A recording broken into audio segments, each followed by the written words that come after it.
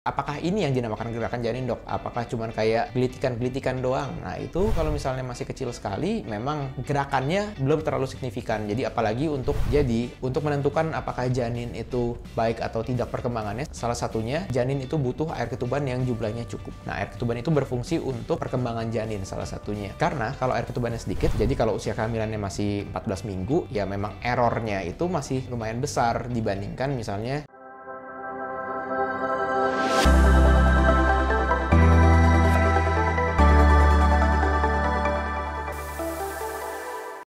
Hai, kembali lagi di channel Dr. Kevin. Gimana? Apa kabarnya semua? Semoga semuanya dalam keadaan sehat ya. Pada kali ini, saya juga akan membahas satu topik yang sering banget ditanyakan oleh moms yang pada saat periksa kandungan. Dok, apa aja sih yang perlu ditanyakan pada saat USG di trimester kedua? Nah, itu yang akan menjadi topik kita. Tapi, seperti biasa, sebelum saya lanjut, buat kalian yang baru pertama kali ketemu dengan channel Dr. Kevin, jangan lupa untuk terus dukung channel Dr. Kevin dengan cara klik tombol subscribe-nya yang di bawah sini, yang ada tulisan subscribe. Dan jangan lupa untuk klik tombol loncengnya, supaya setiap kali saya upload video baru, kalian langsung dapat notifikasi.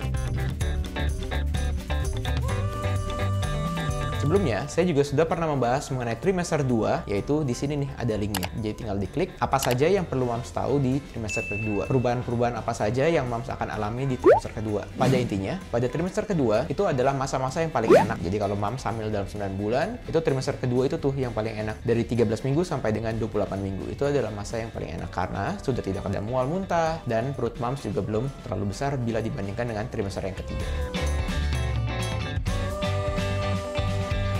Kita masuk ke dalam pertanyaan yang pertama. Pertanyaan pertama, jangan lupa untuk moms tanyakan kepada dokternya, gimana perkembangan janin saya? Nah, ini juga biasanya kontrol akan dibuat tuh setiap bulan sekali. Jadi bisa kita pantau perkembangan janinnya. Panjang janinnya, gerakannya sudah bisa terlihat atau belum? Kan banyak nih yang nanya, dok sebetulnya kapan sih bisa dirasakan gerakan janin? Apakah ini yang dinamakan gerakan janin, dok? Apakah cuma kayak gelitikan-gelitikan doang? Nah, itu bisa kita lihat dari USG. Jadi kalau misalnya kita USG, nanti moms akan lihat tuh di TV. Oh, bayi saya bergerak. Memang pada saat 14 minggu itu kan bayi masih kecil banget tuh, masih sekitar 7, 8, 9 cm. Nah, itu kalau misalnya masih kecil sekali, memang gerakannya belum terlalu signifikan. Jadi apalagi untuk yang mempunyai dinding perut yang agak lebih tebal. Nah, itu akan lebih susah dirasakan. Nah, untuk perkembangan janin juga jangan lupa ditanyakan, dok berat janin saya berapa? Apakah sesuai dengan perkembangannya? Jadi, kalau sudah 20 mingguan ke atas, itu akan kita pantau tuh dari 20 minggu, 24 minggu. Perkembangannya sesuai nggak? Jangan sampai berat janinnya itu tidak bertambah, yang harusnya tambah 4 minggu usianya, tapi pada saat 4 minggu kemudian cuma bertambah 2 minggu gitu janinnya. Jadi perkembangannya terhambat. Nah, itu juga harus hati-hati. Hal selanjutnya yang perlu ditanyakan adalah jumlah air ketubannya. Ya, kalau misalnya jumlah air ketubannya itu sedikit, itu juga sudah bisa dilihat dari trimester kedua. Jadi, untuk menentukan apakah janin itu baik atau tidak perkembangannya, salah satunya janin itu butuh air ketuban yang jumlahnya cukup. Seperti yang saya sudah pernah bahas juga, untuk mengenai air ketuban ada linknya juga di sini. Nah, air ketuban itu berfungsi untuk perkembangan janin salah satunya. Karena kalau air ketubannya sedikit, perkembangan janin juga dapat terhambat.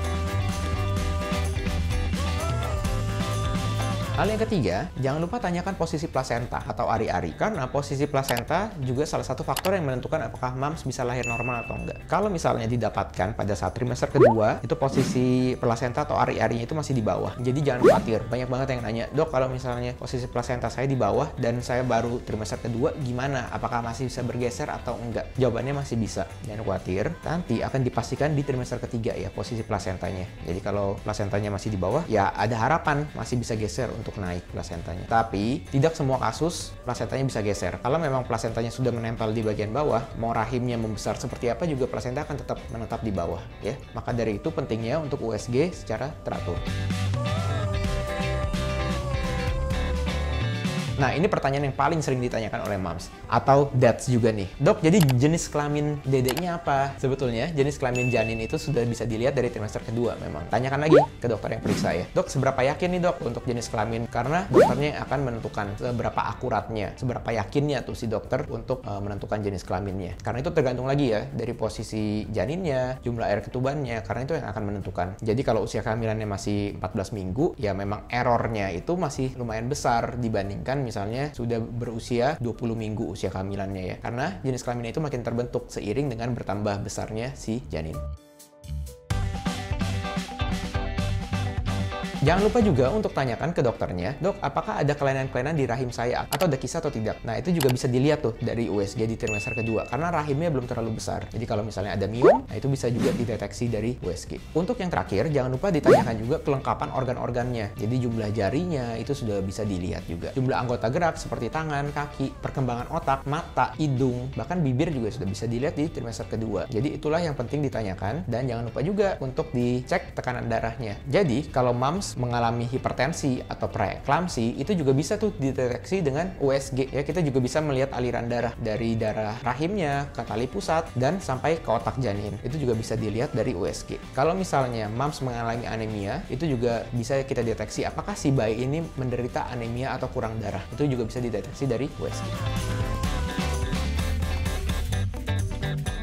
Nah, ini dia pemeriksaan yang paling penting di trimester kedua, yaitu kita memeriksa keadaan jantung si janin. Jadi, di trimester kedua, di antara usia 18 minggu sampai 22 minggu, itulah saatnya kita untuk mendeteksi adakah kelainan jantung pada janin. Jadi, jangan lupa untuk USG di trimester kedua, terutama di 18 sampai 22 minggu ya, Moms. Oke, sekian konten Dr. Kevin kali ini. Jangan lupa untuk dukung terus channel Dr. Kevin dengan cara klik tombol like, komen, dan subscribe, serta share ke teman-teman lainnya, supaya video ini dapat tersebar luas dan bermanfaat. Saya Dr. Kevin, until tomorrow and stay healthy.